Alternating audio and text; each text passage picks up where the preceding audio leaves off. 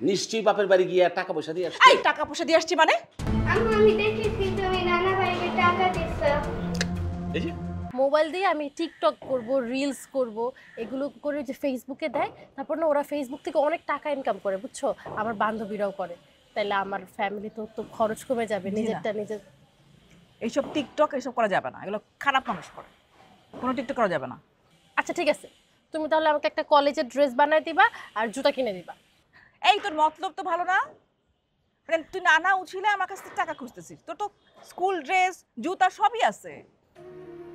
আচ্ছা ঠিক আছে, কিন্তু আমার কলেজ ড্রেস তো একটাই, সপ্তাহে 6 দিন ক্লাস থাকে, এর মধ্যে যদি কোনো কারণে যদি কলেজ ড্রেসটা ময়লা হয়ে যায়, সেটা কোনো রকম ধুয়ে চুলার উপর দিয়ে শুকাই, সেটা পরেই যায়। আর জুতা, সেই ক্লাস 9-10 থেকে তো একই জুতা পরতেছি, এখন কলেজে উঠে গেছি তাও সেম জুতা, জুতাটা তো ছিঁড়েই গেছে একদম।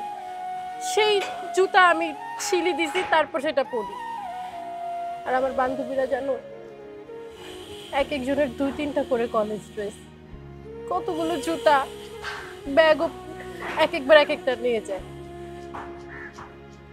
আর আমার কপাল দেখো,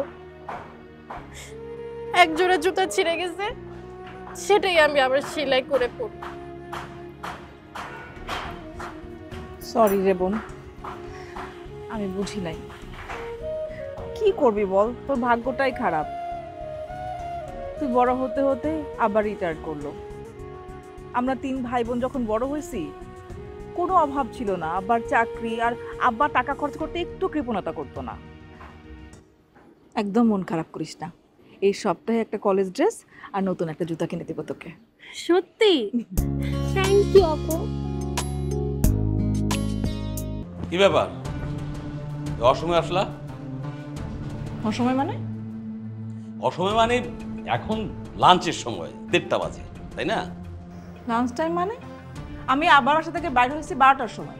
12টার সময় কি লাঞ্চ টাইম?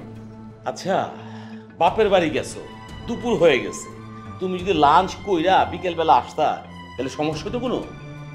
কেন, কোনো বান্ধবী আসার কথা ছিল? মানে অসময়ে চলে আসা, খুব ঝামেলা হয়ে গেছে না? সব টাইম টেবল, মানে প্ল্যান প্রোগ্রাম সব ভেস্তে চলে গেছে না?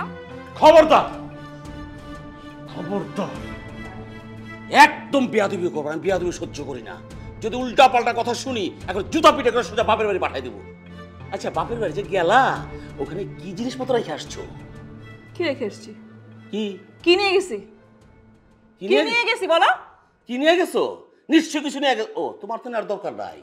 তোমার একটা ভাই আছে না, দামরা ভাই আছে না, সে গোপনে এই বাড়িতে এন্ট্রি নেয়। তাকে কি করো? হাত খরচ দাও, টাকা পয়সা দাও, এবার মানি ব্যাগ কিনা দাও, আর যাওয়ার সময় চাল ডাল গম আটা পয়সা সব একেবারে বস্তা করে পাচার করে দাও। একদম ফালতু কথা বলবা না। আমার ভাই গত 1 মাসে তোমার বাসায় আসছে, আর তুমি তো নুন চাল আটা এগুলো তো সব হিসাব করে কিনো না? যাও গিয়া ওজন মেপা দেখো যে কতগুলা কিনছিলা আর কতগুলো আমি খরচ করছি। বুঝতে পারছি, এগুলো তুমি কিচ্ছু নিয়ে যাও নাই। নিশ্চয়ই বাপের বাড়ি গিয়ে টাকা পয়সা দিয়ে আসছো। এই টাকা পয়সা দিয়ে আসছি মানে?